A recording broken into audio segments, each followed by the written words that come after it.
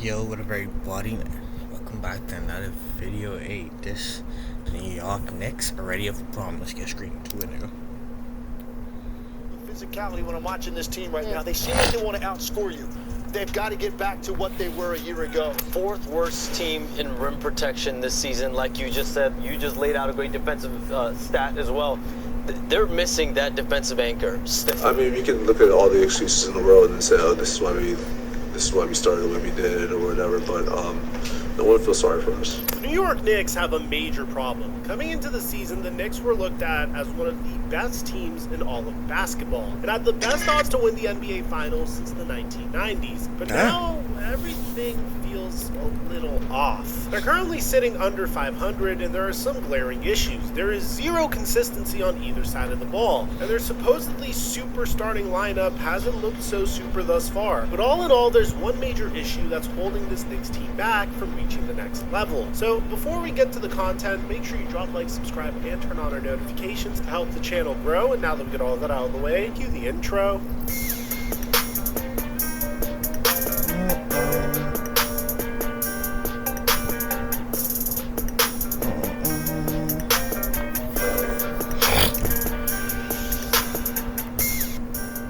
So Stephon Diggs is out for the season, and the Houston Texans were without Nico yards and square to hit.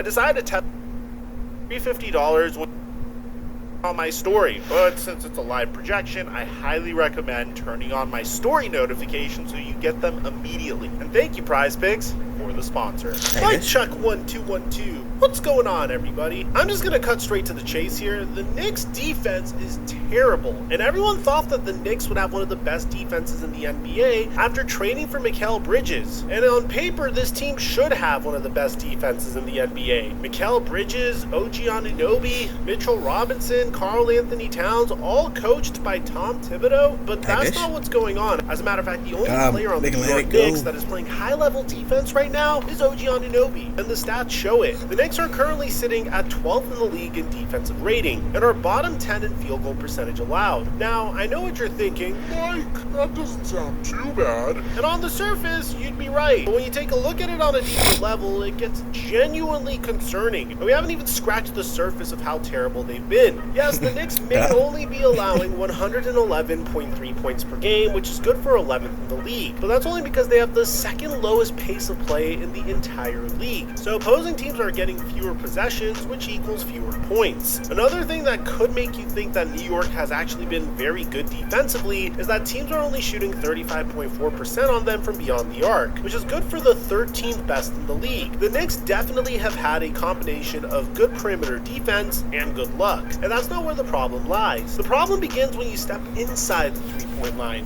New York is allowing a ridiculous 57.5% on two-pointers this season, which is the third worst in the entire NBA, only behind a terrible defensive team all around in the Chicago Bulls and the Joel Embiid-less 76ers. You think that a team that has OG Anunoby, Mikal Bridges, and Josh Hart would prevent teams from scoring everywhere, right? Well, they can't defend the paint on top of guarding the perimeter, and the reason that the Knicks can't stop anybody inside has been because of their biggest trade of the offseason. And no, it's not the Mikal Bridges trade, it's the trade for Karl Anthony Towns. Karl Anthony Towns at this point has been a complete liability down low. They need him to be a defensive player. You can have Mikal, Josh Hart, and OG Anunoby, but if you have both Brunson and Towns, teams will figure out a way to attack you. It's truly insane how bad Cat has been defensively this season. Through 11 games, Cat is allowing opposing players to shoot 91.9% from inside the restricted area this season. He's allowed 91.4%. That nigga taller. Just put your hand up. 4 out of 37 shots from down there to beat buckets, and that just can't happen if you want to win a championship. Just look at these clips from New York's game against the Chicago Bulls, who aren't necessarily competitive this season. Stuff like this happened all the time. Nikola Vucevic was just walking Towns down to the paint and putting up easy looks like it was nothing. He was even getting and-one opportunities off of Cat in the paint. New York can't be giving up free points like this every game, and literally the only way to stop it is if can't be giving up free points. You was scared of something. It looked like he was going to do it, and he's like, nah, you got points it. like this every game, and literally All he the does is only jump way to aside. stop it is if Cat starts playing more physical down low, which has been the biggest mystery surrounding Karl Anthony Towns, because Cat is 7 feet tall and weighs 250 I think it's 7 feet. What the hell? pounds, but he is the most passive 7 foot, 250-pound basketball player you have ever seen, and he needs to get his act together if the Knicks want to win games. Minnesota was really successful last year. Like, they didn't even try to get. They could jump to the side. That's actually funny. And has been for a few years, Like, because you they've do been able jump straight to up. hide Cat's awful interior defense by playing him next to come on now. the best rim protector in the league. Why do you think the Give it a Minnesota chance. Timberwolves chose Rudy Gobert over Karl Anthony Towns? It was for this very reason. Yeah, And here's it the was for thing, that Cat reason, doesn't yeah. have this luxury in New York. If one of his guys gets beat up top, or an actual center has the ball in the post, it's most likely going to be an easy bucket. And that's going to be a killer if that can't Bucks. turn around. But at the same time, Cat is still viewed as the most talented player on the New York Knicks this season. Towns has it. Vucevic extends. Towns a face. three-pointer. Puts it in. Karl Anthony Towns has 40. That is crazy. It's really problematic if you three. think about what happens if the New York That's- Knicks face off against a team like times the being out, Philadelphia 76ers in the playoffs. But the only thing that is keeping me from calling the Cat trade detrimental to the Knicks championship aspirations is the fact that the big bodega, as New York fans call him, has been canceling out, if not nullifying his bad defense, with some of the most ridiculous offensive production I think I've ever seen. I mean, I'm going to give you the whole story here. Even though Cat has been a huge liability defensively, he is having No, who was that score 40? No, you just got 30 something. It was OG who scored 40. arguably the Yesterday. best offensive season he's had so far in his 10 years in the NBA, averaging He's in the NBA for 10 26.5 years, points, nigga. What the 12.2 hell? rebounds, and 2.7 threes made per game at a ridiculous Hey. 51% clip. And you gotta give credit where credit's due, that is insane. New York has desperately needed this from Karl Anthony Towns as well. Jalen Brunson, despite his 24.3 points per game, has been pretty disappointing to start the year from an efficiency standpoint. And Mikal Bridges, who's supposed to be an elite number 3 option that New York needed, you know, the player that they gave up 7 draft picks for, completely broke his jump shot before the season even started. And it's left Karl Anthony Towns to all but carry the offense by himself. And to his credit, Cat as the number 1 option has looked pretty good. He's already had games this season where he scored 46 points, 44 points, and has multiple 30 bombs. But let's be honest, 50% from 3 is completely unsustainable. And he'd be lucky to keep it above 40% by the time the season ends with the pure volume of threes that he takes. Meaning that this argument that Karl Anthony Towns is playing so well on offense that he cancels out his terrible defense is not something that he'll be able to keep up for the entirety of the season, and it's definitely not the way you should play basketball. It's crazy though.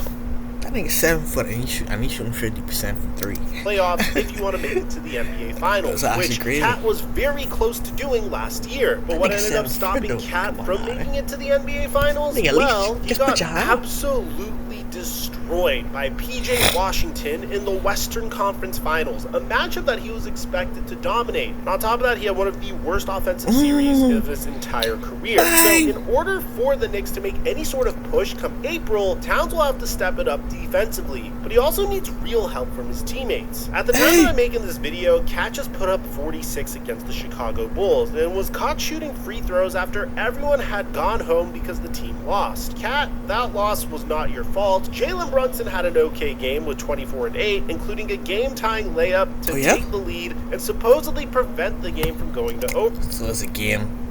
So it's not. Wait, what? How is it a game-tying layup if he took the lead?